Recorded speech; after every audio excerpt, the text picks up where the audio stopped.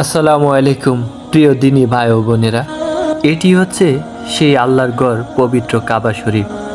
হাজরে আসওয়াদে চুমু দেওয়ার জন্য হাজিদের ভিড় সবসময় লেগেই থাকে। ভিড়ের কারণে চুমু দেওয়া সম্ভব না হলে হাতে ইশারা করে তাওয়াফ শুরু করা হয়। জান্নাতি পাথর পৃথিবীতে এলো যেভাবে, হাজরে আসওয়াদ মূলত পাথরের একটি একক অংশ ছিল, তবে আজ বেশ কয়েকটি টুকরো নিয়ে গঠিত, যা একসঙ্গে সিমেন্ট করা বা জোড়া দেওয়া হয়েছে। এগুলো একটি রূপার ফ্রেমে বৈশিষ্ট্য, যা কাবার বাইরের দেওয়ালে রূপার নখর দ্বারা বাঁধা। কাবার দক্ষিণ পূর্ব কোণে একটি খাঁটি রূপার ফ্রেমে হাজরে আসওয়াদ লাগানো। হাজরে আসওয়াদ একটি কালো রঙের প্রাচীন পাথর, যা মাথাব থেকে 1.5 মিটার 4 ফুট উচ্চতে অবস্থিত। আদম আলাইসাল্লামের সময়কালে বলে কালো পাথরের উল্লেখ করা হয়। আবার অন্য সূত্রে বলে ইব্রাহিম আলাইসাল্লাম কাবা নির্মাণকালে ফেরেশতা জিব্রাইল আলাইসাল্লামের মাধ্যমে পাথরটি পান।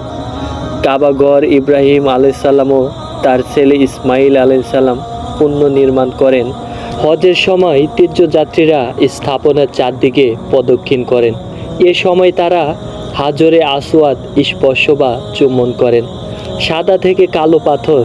রাসূলুল্লাহ সাল্লাল্লাহু আলাইহি সাল্লাম বলেছেন, হাজরে আসওয়াদ একটি জান্নাতি পাথর। এর রং দুধের চেয়ে বেশি সাদা ছিল। এরপর বনি আদমের পাপ রাশি এটিকে কালো বানিয়ে দিয়েছে। তিরমিজি হাদিস 877 নম্বর। আরেক হাদিসে আছে, হাজরে আসওয়াদ জান্নাতেরই একটি অংশ। ইবনে খুজাইমা হাদিস 4/220। হাজরে আসওয়াদ চুম্বন।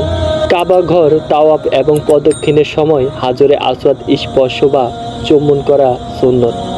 মুসলিম নারী পুরুষের কাছে এ পাথর মূল্যবান।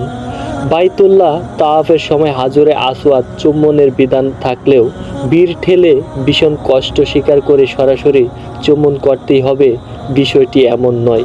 তবে করতে পারলে ভালো।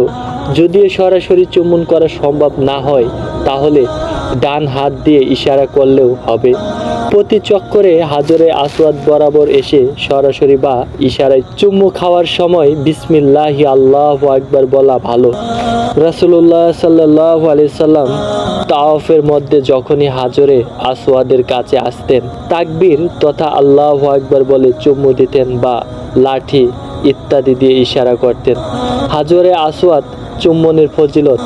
শরীয়তে মর্যাদাপূর্ণ এ পাথরে সরাসরি বা ইশারার মাধ্যমে চুমু দেওয়ার বিধান রয়েছে। আব্দুল্লাহ ইবনে উমর রাদিয়াল্লাহু আনহু বলেন, আমি রাসূলুল্লাহ সাল্লাল্লাহু আলাইহি সাল্লামকে বলতে শুনেছি, এর দুটি রুকন হাজরে আসওয়াদ ও রুকুনে ইয়ামানি স্পর্শ গুনাহগুলো মুছে দেয়। তিরমিজি হাদিস 959। অন্য হাদিসে এসেছে, কিয়ামতের দিন তার একটি জিহ্বা ও 2টি ঠোঁট থাকবে। বাইতুল্লাহর জিয়ারতকারীরা কে কোনো নিয়তকে তাকে চুম্বন করেছে সে সম্পর্কে সাক্ষ্য দিবে। ইবনে খুজাইমা হাদিস 4/221।